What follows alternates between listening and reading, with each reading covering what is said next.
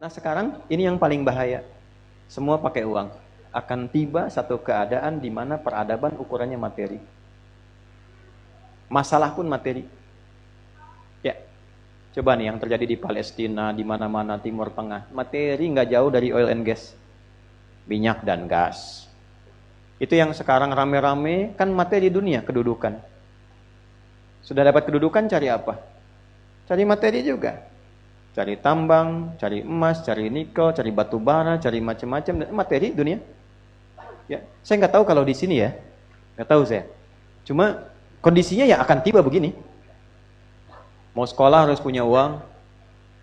Uangnya pun bukan standar uang harus ada, bukan. Tapi diukur dengan materi, nggak bisa bayar, nggak usah sekolah. Tiba itu akan tiba waktunya. Ya, semua pakai uang. Kedudukan pakai uang. Akan tiba masanya. Nah, kalau semua diukur sudah menggunakan materi, maka dunia lawannya akhirat. Akhirat pasti menurun. Orang tuh kalau sudah sibuk dengan dunia, jangan harap akhiratnya akan naik. Pasti turun. Karena itu lawan. Ya, akhirat tuh lawan dunia. Lawan tuh maksudnya begini, kalau yang dunianya diarahkan tuh akhirat, bagus. Tapi kalau difokuskan dunia, ini pasti tinggal. Ya, jadi konsep lawan tuh bukan berarti dipertentangkan, bukan. Maksudnya, hidup di dunia ini perangkatnya dibawa memenuhi kebutuhan akhirat. Bukan meninggalkan profesi yang baiknya. Anda tetap jadi direktur. Jangan resign. Saya mau jadi pengurus masjid aja. Jangan. Itu ceramah yang salah. Tetap jadi direktur, cuman sholat tetap dijaga. Manajer tetap hafal Quran. Dokter tetap puasa sunnah. Jadi profesinya mengantarkan pada kebutuhan akhirat. Yang salah itu direktur proyek dunia dikejar, sholat tinggal, ya, Quran nggak pernah baca, larut tadi situ dikuasai oleh dunia. Ukuran akhirat sudah nggak ada. Kalau ukuran akhirat sudah nggak ada, kontrol akidahnya hilang. Kalau sudah hilang, sifat ihsannya melemah. Ihsan itu merasa diawasi Allah. Anta'budallaha ka'annaka tarahu. Sudah pekerjaan nggak jadi ibadah, sudah merasa nggak dilihat Allah, bahaya. Kadang-kadang aneh ya, rizki itu kan nggak tahu diatur.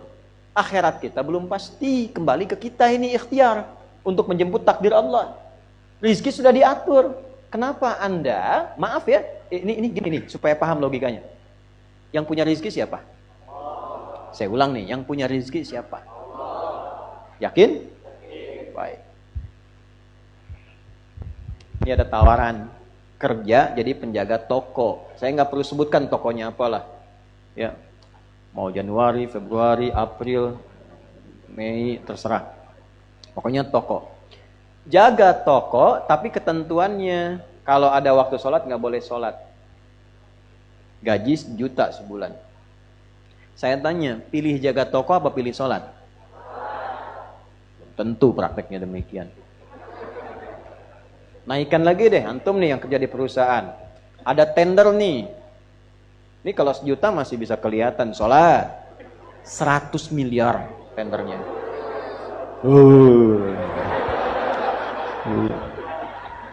Waktunya bersamaan dengan Jumat. Pilih Jumat atau pilih 100 miliar?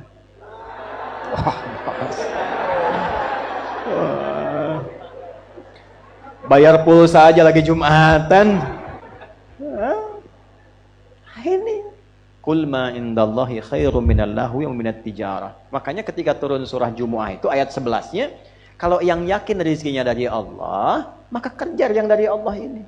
Ini aneh, dia meninggalkan Jumat. Jumat yang suruh Allah, dia yakin rezeki punya Allah, tapi dia meninggalkan perintah Allah.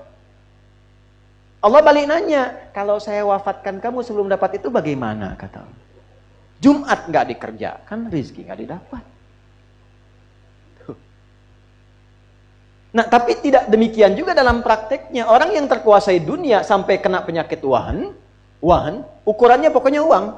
Nggak peduli. Pokoknya saya harus dapat, berapapun biayanya. Anak saya mesti masuk kuliah di situ, berapapun biayanya. Saya mesti dapat kedudukan itu, berapapun biayanya. Saya mesti dapat barang itu, berapapun harus dikeluarkan. Dan dunia udah nggak peduli bagaimana cara, ini wahan. Tapi dia masih sadar, nanti ada siksa kubur. Nanti ada siksa neraka, ada surga. Dia sadar, tapi karena terikat dengan dunia, ujung hidupnya dia nggak siap, takut meninggal. Ya, akhirnya ya coba-coba aja untuk umrah juga gitu. Cuman hartanya dipakai dari hasil nyogok, hasil korupsi, macam-macam. Jadi begitu ada orang haji mengatakan labbaik Allahumma labbaik, maka dijawab oleh malaikat. Allah sampaikan ke malaikat, la labbaik la sa'daik. Enggak ada labbaik tuh, enggak ada sa'daik. Labbaik Allahumma labbaik. Datang orang hanya habis nipu orang, habis korupsi. Labbaik, kata malaikat, la labbaik. Enggak ada labbaik tuh. Tuh albek tuh katanya. Ah, itu benar hadis tuh. Albeknya bukan, tambahan aja tadi. La labbaik la sa'daik, kata malaikat. Enggak ada kamu labbaik, enggak ada sa'daik. Enggak ada benar-benarnya kamu itu. Gitu. Kamu hati-hati. Itu Tuhan.